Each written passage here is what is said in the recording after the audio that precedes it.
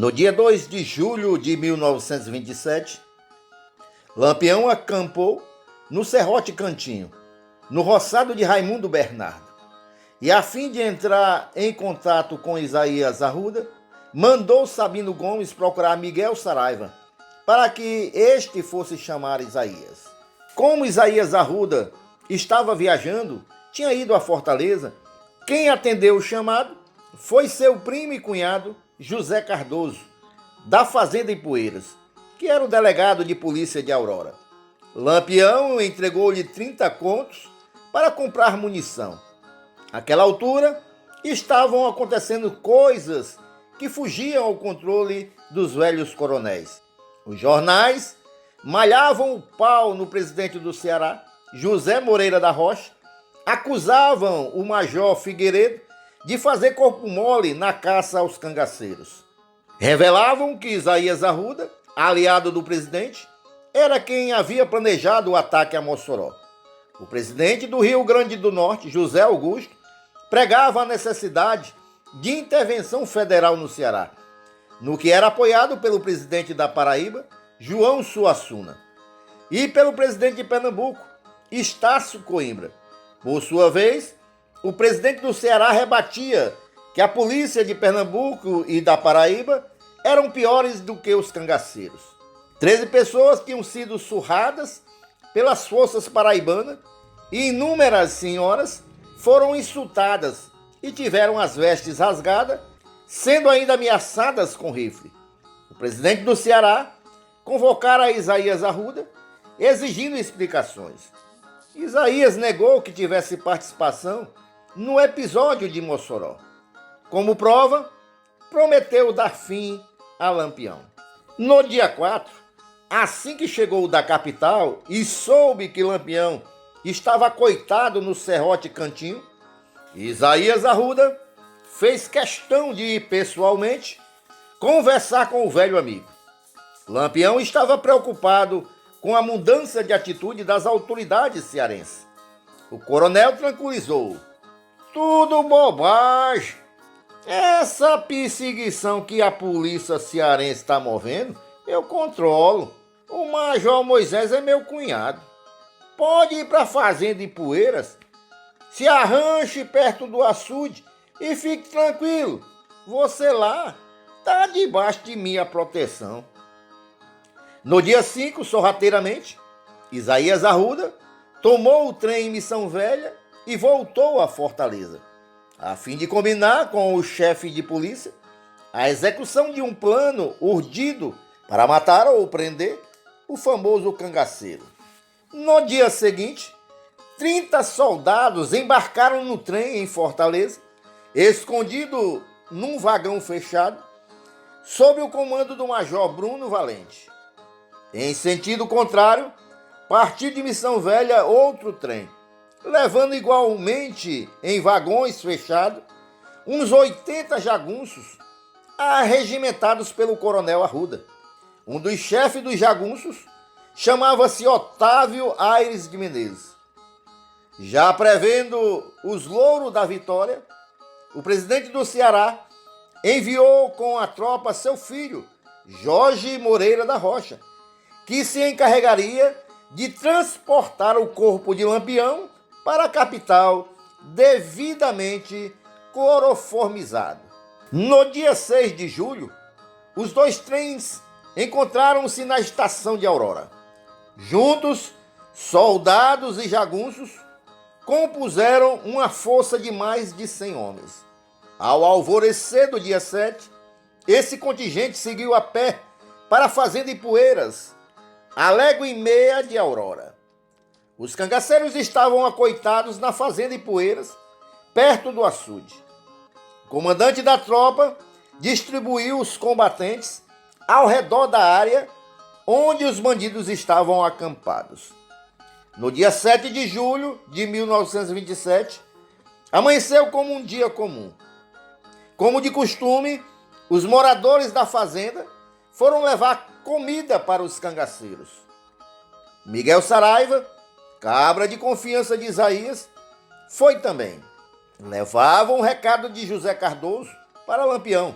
estava aguardando à tarde a chegada da munição que ele pedira para comprar.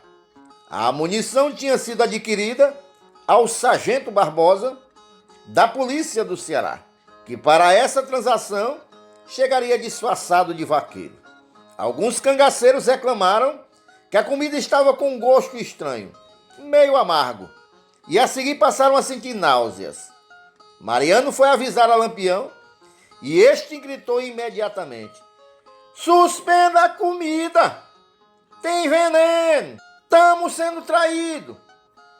Nesse instante, os soldados e os jagunços de Isaías começaram a atirar e tocaram fogo no mato ao redor do acampamento para evitar a fuga dos cangaceiros. Uma fumaça negra envolveu a fazenda. Ninguém enxergava nada. Porém, essa medida surtiu efeito contrário, favorecendo os cangaceiros que, embora em desvantagem, alguns com vômitos e diarreia, conseguiram romper o cerco por cima da parede do açude, sem serem vistos no meio da fumaça. 3 corpos de cangaceiros foram encontrados parcialmente carbonizados. Da força atacante, vários feridos foram transportados em redes para serem tratados em Aurora. Depois de escapar do cerco de Poeiras, o bando reuniu-se na fazenda Antas de Chico Saraiva e fugiu para o serrote do Cachimbo, com a polícia e a jagunçada de Isaías no rastro. Durante o resto do dia e parte do dia seguinte, houve várias escaramuças no outro lado do serrote do Cachimbo, na fazenda Tabuleiro e Cachoeira, com muito tiro e resultado zero. Porém, os telegramas do Major Moisés eram ufanistas, falando de mortos e feridos. A essa altura, Lampião já estava longe. A partir da fazenda Tabuleiro, os cangaceiros fugiram apagando os rastros, deixando seus perseguidores a ver navios na Caatinga. Andando a pé, em rota incerta, estropiados e famintos. Alguns cangaceiros se extraviaram, indo até Genipapeiro, Santa Catarina, Rosário e Boa Vista, nos arredores de Milagres. A fim de desnortear as forças rolantes, Lampião deu indicações de que estava indo atacar o povoado de São Francisco, no município de Lavras, onde morava um irmão do Major Moisés de Figueiredo. Fortes contingentes deslocaram-se para lá, inclusive os cabras dos coronéis João e Raimundo Augusto de Lavras. Enquanto isso, no dia 9 de julho, Lampião passou abaixo da Serra do Goiás e foi a São Pedro do Cariri, atual Caririaçu, a fim de pedir apoio ao coronel Zequinha das Contendas, o coronel José Magalhães, e o coronel forneceu-lhe munição, víveres e alguns jagunços para recompor o bando, e deu-lhe um conselho, que Lampião deveria fugir para Goiás, Piauí ou Bahia. Contou-lhe que os estados do Nordeste tinham assinado um novo acordo de mútua cooperação para liquidá-lo. Retornando de São Pedro, o bando pernoitou na fazenda Morro Dourado, de José Gonçalves, entre as estações ferroviárias de Ingazeira e Missão Velha. Supondo que Lampião estava indo para Pissarra ou para a Serra do Mato, a polícia pôs piquetes nas estradas de Brejo Santo, Serra da Arara, Serra da Mãozinha, Goianinha, atual Jamacaru e Gameleira do Pau. Lampião deixou todo mundo chupando o dedo. Ele passou a noite no sítio Boa Vista, ao sul de Milagres, a fim de reunir os cangaceiros que tinham se perdido. Ali conseguiu cavalos para todos. Ao amanhecer do dia 11, atravessou a estrada que desce para Brejo Santo e, numa rota puxada em diagonal, rompeu as terras da fazenda Carnaubinha, Junco, Genipapeiro, Moquém do Poço e da Serra da Canabrava. E às 8 horas da noite, atravessou a divisa do Ceará com a Paraíba, na fazenda Lagoinha, onde se desviou para a vila de Santa Inês, pegando ali a estrada do Pajeú. Novamente, a imprensa caiu de pau em cima do governo cearense. Em pouco mais de uma semana, esta era a segunda ocasião em que a polícia tivera Lampião à sua mercê e o deixara escapar. O envenenamento em Ipueiras pode ter sido pura encenação. O cangaceiro Mormaço, ao ser preso, depois dizendo que Isaías Arruda, para ficar de bem com as autoridades, combinou o envenenamento, mas para continuar amigo de Lampião, mandou avisá-lo do truque que ia fazer. E realmente, embora tivesse sido tocado fogo no roçado, onde o bando estava acoitado, foi deixada uma brecha para a fuga. No dia 4 de agosto do ano seguinte, 1928, na estação ferroviária de Aurora, ao desembarcar do trem que vinha de Fortaleza para o Crato, o coronel Isaías Arruda foi abatido a tiros por 2 membros de uma família rival que ele tinha perseguido havia muito tempo. Os paulinos. Morreu no dia 8, embora os autores do atentado tivessem sido os irmãos Antônio e Francisco Paulino, correram boatos de que Isaías teria sido morto por cangaceiros disfarçados que Lampião destacara para este fim. No dia 12 de julho de 1927, Lampião chegou à Serra Baixa Verde, a divisa da Paraíba com Pernambuco, à procura dos velhos amigos. Porém, todos eles estavam sendo vigiados pela polícia e não podiam ajudá-lo. O cangaceiro estava inseguro quanto ao futuro do bando. Até então, sempre que se via em apuros, refugiava-se no Ceará. Mas o Ceará agora lhe negara a costumeira hospitalidade. Estavam encontrando dificuldades para conseguir munição, pois muitos coiteiros tinham sido presos. Seus comandados estavam exaustos, famintos e receosos. Alguns rapazes demonstravam estar arrependidos de terem se tornado cangaceiros.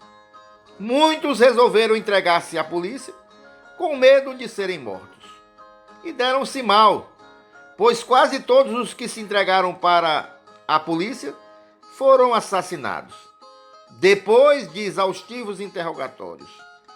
Macilon, João 22 e outros chefes dos subgrupos que se tinham incorporado ao bando para atacar Mossoró haviam ficado no Ceará, voltando cada um para sua região de origem. A fim de chamar menos atenção, Lampião dividiu os homens que restaram em pequenos grupos. E assim divididos, rumaram para o sul, por diversos caminhos. Ele próprio, acompanhado de poucos cabras, passou no dia 13 pela fazenda São Miguel, de José Gomes de Barros, Casusa de São Miguel, 5 léguas abaixo de Vila Bela. Acampou durante 2 horas na Cacimba do Gado, a 500 metros da casa da fazenda Pedreira da família de Zé Saturnino, vizinho do sítio Passagem das Pedras, onde nascera. Nessa ocasião, muitos cangaceiros desertaram. Os remanescentes reuniram-se a Lampião na região da Serra do Umã. Curisco e Vila Nova pediram para deixar o bando, alegando que estavam perto de casa. Era só andar mais um pouco até Belém e atravessar o São Francisco. A 1º de setembro, um grupo que fazia o reconhecimento da área topou com a volante de Arlindo Rocha. Pelo menos 2 cangaceiros morreram. Ao escutar os tiros, Lampião deslocou-se em direção às caatingas do navio. Viagem difícil. Todas as estradas e esconderijos estavam sendo vigiados. A polícia prendia pessoas sob as mais leves suspeitas ou denúncias de serem coiteiros. A cada rumor sobre os cangaceiros, as volantes corriam todas para o local indicado. Nas imediações da fazenda Cachoeira, acima de Floresta, o bando topou com a volante dos Cabras de Nazaré, ficando ferido o soldado Zé Leite. Lampião soube, então, de um fato inimaginável. Seu grande amigo Coronel Anjo da Gia tinha sido preso e levado para o Recife, onde ficou confinado numa pensão na Rua da Aurora durante 8 dias.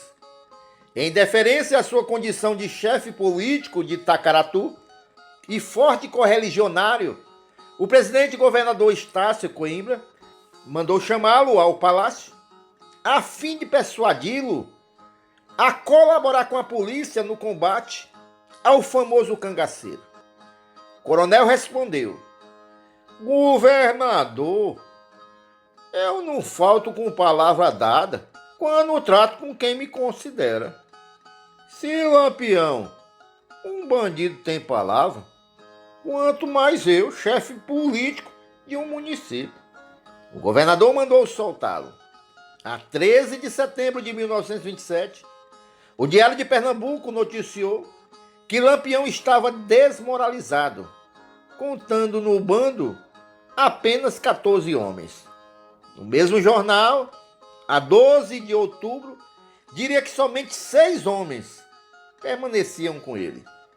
Enfim, Lampião não constituía mais problema. No dia 20 de setembro, foi preso na Bahia, na margem oposta do Rio São Francisco, o cabra Vila Nova, Lídio Tiago da Silva, um dos chefes de grupo que haviam atacado Mossoró e que tinha se desligado do bando na passagem pela Serra do Mar. Enquanto isso, Lampião, sempre oculto, procurava os amigos na Serra Negra e em Espírito Santo de Itacaratu para conseguir munição e víveres. Homiziou-se alguns dias na Fazenda Traíra, à margem do Mochotó, propriedade do amigo João Vieira. Nesse interim, eliminou um desafeto chamado Rosendo Bento. Esteve na Fazenda Angico Torto, do coronel Gerson Maranhão, em Águas Belas. Os moradores diziam que os cangaceiros estavam famintos, com as roupas rasgadas, quase sem munição. Acossado pela polícia, Lampião refugiou-se na Serra do Parafuso, na divisa de Pernambuco com Alagoas.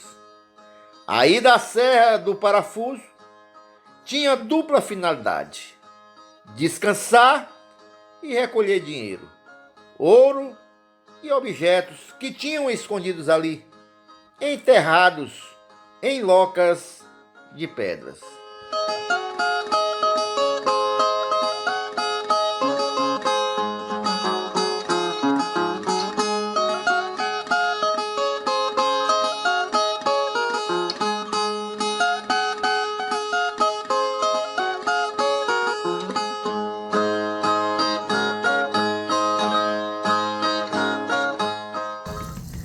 Olá, amigos do canal Nas Pegadas da História. Venho aqui mais uma vez para agradecer pelo apoio de todos ao nosso canal e também lhe pedir, se você ainda não é inscrito no nosso canal, por favor, se inscreva, acione o sininho para que você receba as notificações do YouTube e também compartilhe os vídeos que aqui são postados. E se você puder contribuir com o nosso canal, clica aí logo abaixo do vídeo no Valeu e você pode contribuir da maneira que você puder. Quero lembrar ainda a todos, nós estamos divulgando aqui embaixo na descrição do vídeo ótimas dicas de livros com a história do cangaço. A maioria das histórias que são contadas aqui são tiradas destes livros, tá bom? Dá uma olhada, dá uma conferida e nos ajude a mantermos este canal. Muito obrigado a todos e continue conosco no canal Nas Pegadas da História.